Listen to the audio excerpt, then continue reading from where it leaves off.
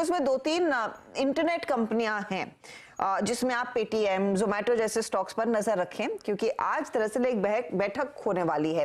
Unfair trade practice करने के मामले में सरकार ने जोमेटो, फ्लिपकार्ट, ओला सहित कुछ 7 न्यू एज टेक कंपनियों को तलब किया है।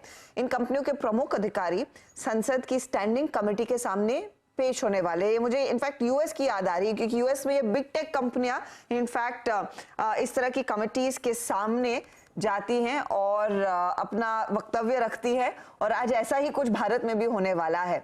ज्यादा डिटेल्स के लिए हमारे साथ लक्ष्मण रॉय जुड़ गए हैं।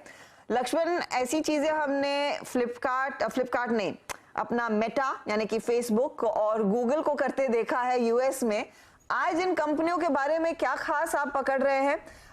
किस पर्सपेक्टिव से इनको बुलाया गया है और क्या ये पूरा मामला है? देखिए, दरअसल अब से कुछ ही मिनटों बाद ये पार्लियामेंट की स्टैंडिंग कमेटी जो कि वित्तीय मामलों पर है, उसकी बैठक शुरू होने वाले। सभी सदस्य यहाँ पे पहुँच भी चुके हैं संसद परिसर में, जहाँ पे बैठक हो गई। अब यहाँ पे मुख्य मुद्दा ये है कि जो ये टेक कंपनियाँ हैं जो मार्केटिंग में है या फिर दूसरी तरह के कंज्यूमर को सुविधाएँ देने के मामले में जुड़ी हुई हैं, जैसे पेटीएम हो गया, ओला हो गया, जोमेटो है, ओयो है, स्विगी है, यहाँ तक कि मेक माई ट्रिप है, फ्लिपकार्ट है, इन सारी कंपनियों को बुलाया गया है।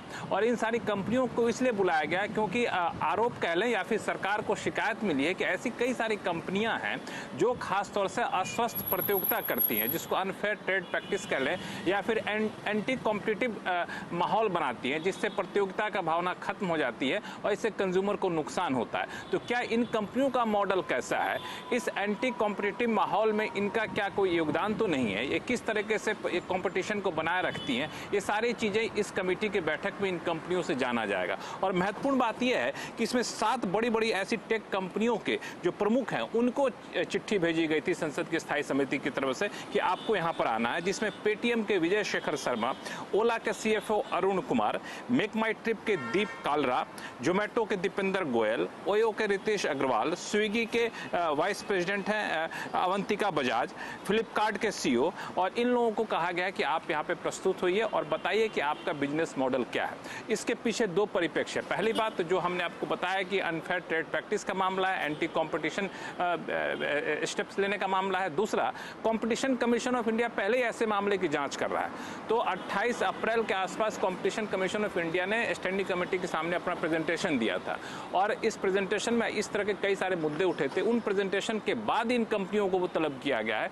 तो ये 3 बजे से बैठक होगी। बैठक में देखते हैं क्या इनका रुख होता है, लेकिन एक बैठक में भले ही कोई डिसीजन या फिर निर्देश ना दिया जाए, लेकिन कंपनियों के ऊपर एक मनोवैज्ञानिक दबाव जरूर रहता है कि संसद जो कि सर्वोच्च संस्था है उसकी नजर हमारे ऊपर है, तो इस तरह की कोई हरकत ना करें।